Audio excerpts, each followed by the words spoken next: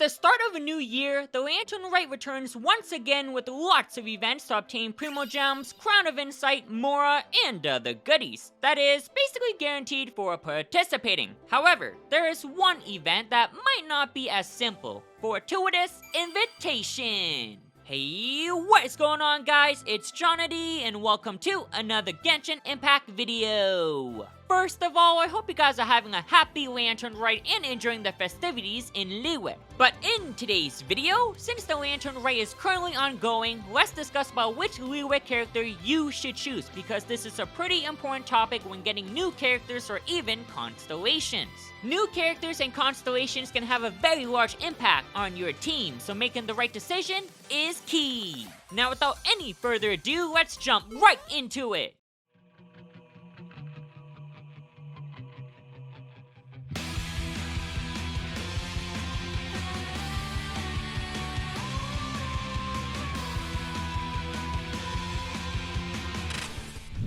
To start, I just want to mention, guys, that you should always choose the character that you want. Every account and player is different, and therefore, you don't have to follow the exact order of our priority list. The priority list is meant to help new travelers or existing travelers that might not know exactly what they want. For example, spoiler alert, my first priority will be new characters. I generally like to get as many new characters as possible, since it can be unpredictable on when they might be featured, and even then, the banner might not interest you. Also, new characters can help obtain Acquainting Fates by ascending, which in return allows you to pull on the standard banner. But if you're not interested in new characters and want to boost up the ones you already have, then I would move down the list. With that being said, for priority 2, we're going to recommend Xiangling and Xingqiu. This should not come as a surprise, because even up to this date, both characters remain to be some of the best sub-DPS, and included in many different team comps. Their constellations are also fantastic, and will make them better at their role and stronger. Xiangling remains to be a very unique pyro sub-DPS, because there's no one that really matches her role. While I wouldn't say her burst is the best for applying pyro, at least not for most of our current Hydra and Crowd characters, it is very strong and can hit really high numbers with reactions. She's also set up for success as well with great artifacts plus weapons, mainly in the Emblem of Severed Fate set and the Catch, which is a free to obtain weapon in the game. Xingqiu is great at applying Hydro and setting up other characters to do elemental reactions. Hydro was already doing very good with Vaporize and Freeze, but with the introduction of Dendro, it got even better because of the Bloom reaction.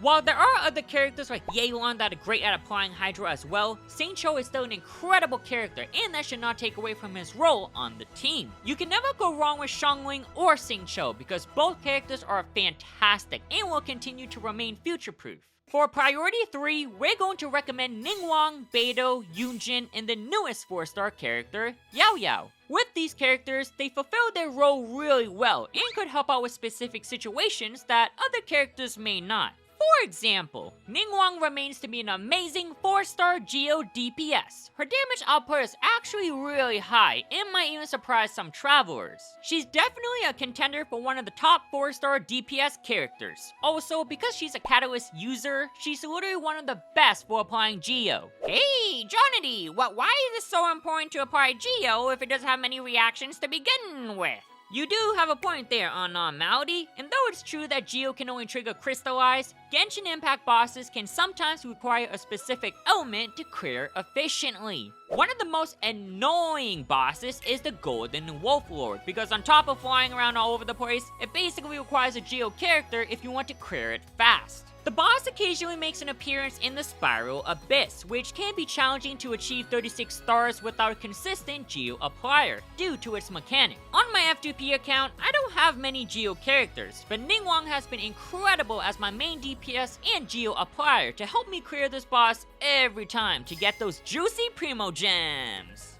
Beidou is another great character that is strong and can set up your party for success. While her main role is that of a physical damage dealer, most generally use her as an electro sub DPS. Her elemental skill comes in handy since it can act as a parry to avoid damage, and her elemental burst is good at applying electro. Both are great abilities for dealing damage, and with the release of Dendro, reactions like aggravate only set up electro for better success. While Razor is the ideal 4-star physical damage dealer, if you want to use Beidou for physical damage, then she's gonna be a good option as well, since her electro vision makes it easier to superconduct. Yunjin is one of my favorite 4-star characters because her kit complements normal attackers, which is something I'm a huge fan of. Her role as a buffer towards normal attacks is irreplaceable. While there is a similar buffer like Candace who does a similar role, the boost in normal attacks that Yunjin is able to provide is monstrous and very noticeable. She's also very easy to build because you generally want to stack defense. You don't necessarily need a dedicated 4-piece set effect, though the Husk of Opalent Dreams is incredible on her. However, running main stat defense pieces is more than enough to make her shine. Due to her incredible scaling and kit, she's gonna be a very future-proof character because normal attackers are always being released. When looking at the list of available 4-stars from Liyue, there isn't a dedicated healer outside of Yao Yao, the newest 4-star in the game. Yao Yao also happens to be the first Dendro healer, which is pretty important because it opens up a couple of different team comps since she is filling in as a Dendro applier and healer. While her Dendro application alone isn't the fastest for a Bloom team comp, it is enough for an Aggravate and Spread team comp. Her healing is based off of HP, so she is going to be easy to build, and the scaling from the healers is pretty insane. Additionally, her elemental burst heals the party, which is great for enemies that may afflict corrosion. If you're missing a character that can apply both Dendro and heal, then Yao Yao is going to be a great addition to the team. Next, we're going to recommend Chongyun for Priority 4. Chongyun has a very unique elemental skill because he's able to provide crowd infusion for the party. However, unless you're building a very specific team comp, the crowd infusion might interfere with what you're trying to accomplish. His elemental skill only works with sword, claymore, and polearm users, so bow and catalyst users won't benefit much from it. There are also characters that provide their own infusion that cannot be overridden, making it harder to synergize with Chongyun. With that being said though, his burst does a lot of damage, and there are situations where his crowd infusion will be extremely helpful, especially when fighting the Abyss Herald. Because before defeating this enemy, you have to deplete their Hydro Shield, and Cryo is super effective. If you're lacking characters that can apply Cryo, then consider Chongyun because he's very good at it. Just be cautious it doesn't mess with any reactions you're trying to do. Now lastly, for Priority 5, we're going to recommend Xinyan and Yanfei. Both characters unfortunately get outshined by other characters with similar roles, and because of it, don't generally see much play. Xinyan in particular is mainly a physical damage DPS, but does have support capabilities for physical damage thanks to her talents and constellations. If you're using Xinyan though, then you're probably building a team around her rather than her building around the team, because while she can create a shield for the party, it isn't noticeably superior or anything, and physical damage can struggle with certain enemies. While she does have ways to gain physical damage and reduce enemies' physical resistance, I would prefer to use Razor or Beidou because they can deal the same amount of damage if not higher, and have easier access to Superconduct, which is an incredible reaction for physical damage.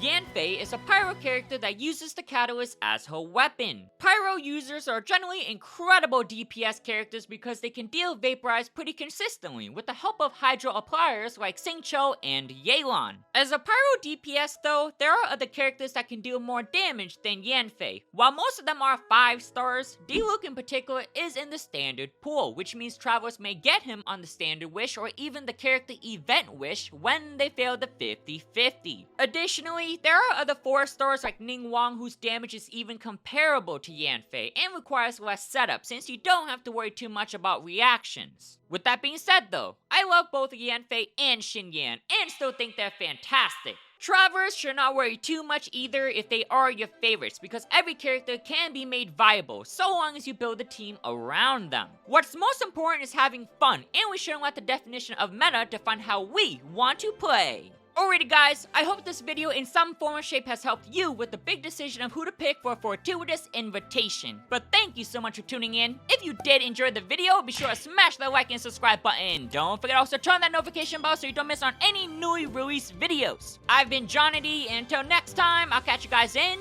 the next one.